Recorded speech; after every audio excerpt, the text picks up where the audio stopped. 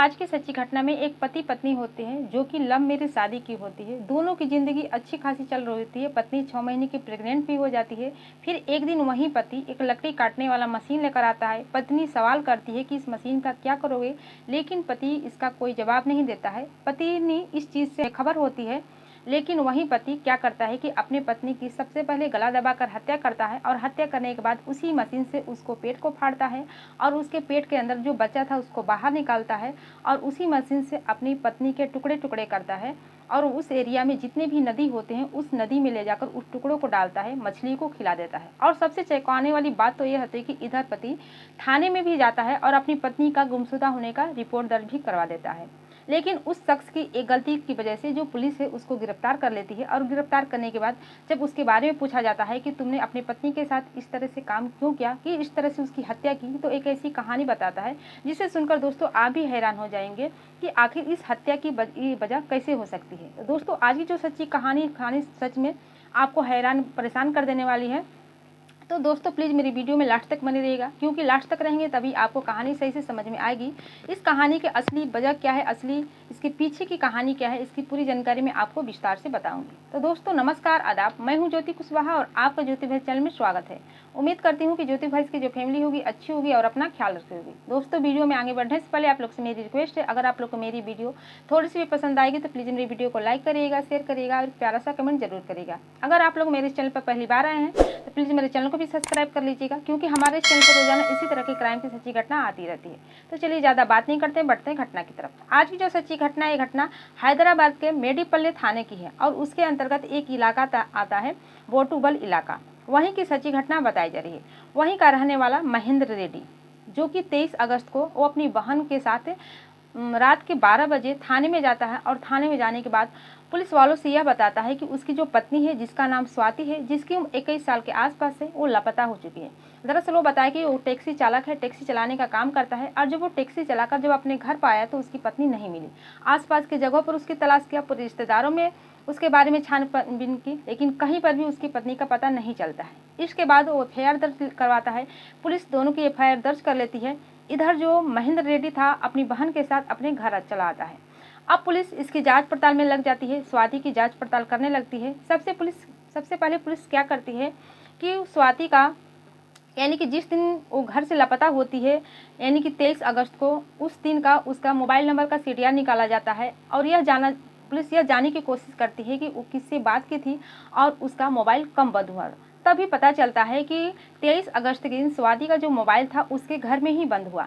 अब इधर पुलिस को सीधा शक उसके पति महेंद्र रेड्डी पर जाता है। अब पुलिस क्या करती है कि महेंद्र रेड्डी का भी मोबाइल नंबर का सीडीआर निकालती है, उसका भी लोकेशन चेक करती है और साथ में ये पता करती है कि जो महेंद्र रेड्डी था वो 23 अगस्त के दिन कहाँ पर था। तो पता करने पर पता चलता है कि जो महेंद्र था 23 अगस्त के दिन वो पूरे दिन अपने घर में मौजूद होता है और जिस कंपनी का टैक्सी चलाता था वहाँ पर जाकर पुलिस पता करती है तो वहाँ पर यह पता चलता है कि जो महेंद्र है वो 21 अगस्त से ही टैक्सी चलाना बंद कर दिया है, यानी कि छोड़ दिया है। इससे पहले तो वो आता था, लेकिन 21 अगस्त के बाद वो टैक्सी चलाना छोड़ दिया। लेकिन जो महेंद्र था पुलिस वालों को यह बताया था कि वो 23 अगस्त के दिन जब टैक्सी चलाकर अपने घर आता है तो उसकी पत्नी घर से लापता हो गई थी, घर पे नहीं थी। इसी झूठ से वो पकड़ा जाता है और इसी झूठ के आधार पर पुलिस उस पर शक करती है और शक करने के बाद सबसे पहले जो स्वाति है उसके बारे में पता लगाया जाता है कि स्वाति कहाँ की है। तो पता चलता है कि जो स्वाति है भीराकबाद जिले की रहने वाली है और 2024 में जनवरी के महीने में दोनों लव मैरिज शादी किए थे। और पुलिस है सबसे पहले महेंद्र की बहन को थाने बुलाती है और उससे पूछताछ करती है। तो उसकी बहन जो है यही बताती है कि मुझे भी अपने भाई पर शक है, क्योंकि वो काफ़ी गुस्सैल स्वभाव का आदमी है। और जब वो बताया था कि जो उसकी पत्नी है स्वाति 23 अगस्त के दिन 4 बजे से लापता है, तो वो उसके तुरंत कही थी कि चलो थाने चलते हैं और भाभी के गुमशुदा होने का रिपोर्ट दर्ज कराते हैं। लेकिन उसका भाई इस चीज़ के लिए तैयार ही नहीं होता है। काफ़ी फोर्स करने पर रात के 12 बजे अपनी बहन के साथ एफआईआर दर्ज लिखाने जाता है। अब इस चीज़ को सुनकर साथ में उसकी जो बहन था उसको भी अपने भाई पर शक था। तो पुलिस क्या करती है कि महेंद्र रेड्डी के घर आती है। जब घर आती है तो देखती है कि उसका घर अंदर से बंद पड़ा है और दरवाज़ा खुलवाने की कोशिश करती है। लेकिन जो महेंद्र था पुलिस से यह सवाल करता है कि क्या बात है, तो पुलिस यही कहती है कि मुझे तुमसे कुछ पूछना है, जल्दी से दरवाज़ा खोलो। जब महेंद्र दरवाज़ा खोलता है, पुलिस उसके घर के अंदर जाती है तो अंदर बहुत तेज बदबू आती है। जब और काफ़ी अंदर जाती है तो देखती है कि एक कमरे के अंदर काफ़ी ब्लड फैला पड़ा है, साथ में एक छोटा सा मासूम सा बच्चा है जो कि मृत पड़ा हुआ है, और एक महिला का आधा शरीर है, पैर है और बीच का शरीर है, बाकी जो अंग था वो गायब हो चुका है। अब पुलिस को समझते देर नहीं लगती है कि इसने ही अपनी पत्नी स्वाति की हत्या की है। पुलिस उसको गिरफ्तार कर लेती है, साथ में वहाँ पर लकड़ी काटने वाला मशीन होता है। अब महेंद्र को पुलिस गिरफ्तार करती है और गिरफ्तार करने के बाद उससे पूछताछ करती है, तो जो महेंद्र था अपनी पूरी जुर्म कबूल कर लेता है। अब पुलिस यह जानना चाहती है कि दोनों की लव मैरिज थी, लव मैरिज के बाद दोनों की शादी हुई थी, और शादी होने के बाद इसकी जो पत्नी थी 6 महीने की प्रेग्नेंट थी। इसके बाद दोनों में ऐसी क्या बात हुई कि इसको अपनी पत्नी की हत्या करनी पड़ी, और हत्या इस कदर करता है कि पहले हत्या करता है और हत्या करने के बाद उसके पेट को फाड़कर उसके जो अंदर जो शिशु था उसको निकालता है और अपनी पत्नी का छोटा छोटा पीस करता है और नदी में फेंक देता है ताकि मछलियाँ उसको खा जाएं। इस तरह से पुलिस के मन में यही सवाल थे कि आखिर इसने ऐसा क्यों किया।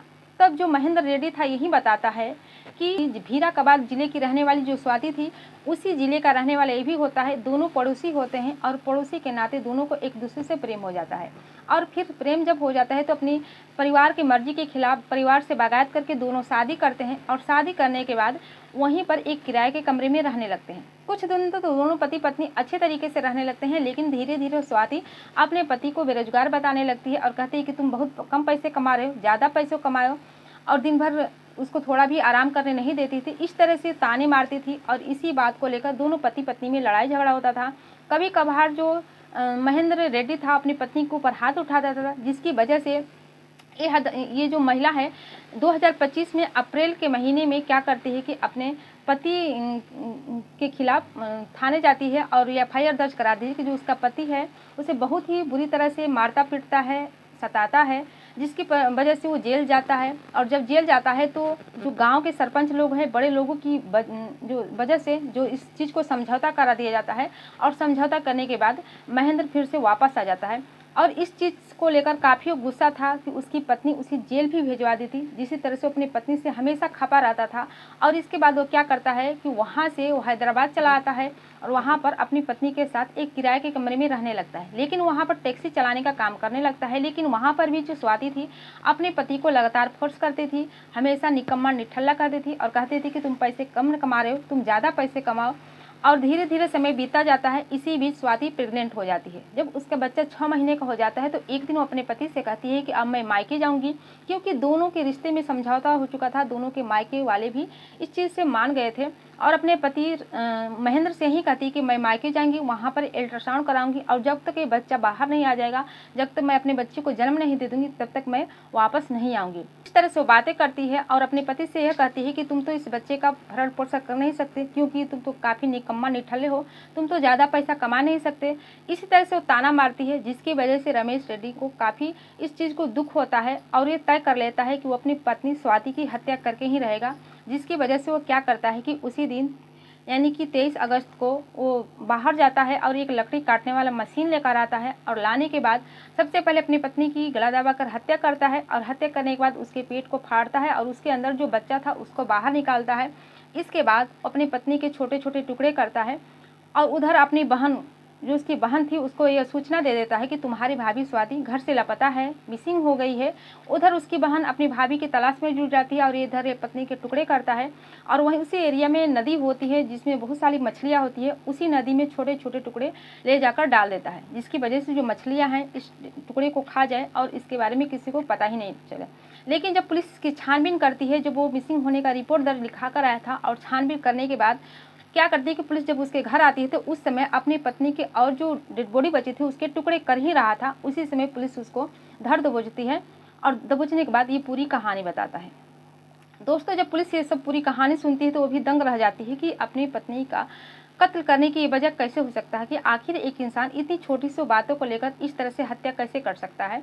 अब पुलिस महेंद्र रेड्डी को गिरफ्तार करती है और गिरफ्तार करने के बाद जेल के सलाखों के पीछे डाल देती है। तो दोस्तों, दोनों ने अपने परिवार के खिलाफ होकर उससे बगावत करके लव मैरिज शादी की थी। अच्छी खासी ज़िंदगी बिताएंगे, लेकिन उनकी जो शादी है 1 साल से ज़्यादा टिक नहीं पाती है और इतना सारा काम भी हो जाता है, यानी कि उसकी स्वाति की मौत भी हो जाती है, जो कि उसका पति ही इस तरह से उसकी हत्या कर देता है। तो इस कहानी के बारे में आपकी क्या राय है? आप अपनी भी राय हमें कमेंट सेक्शन में बता सकते हैं।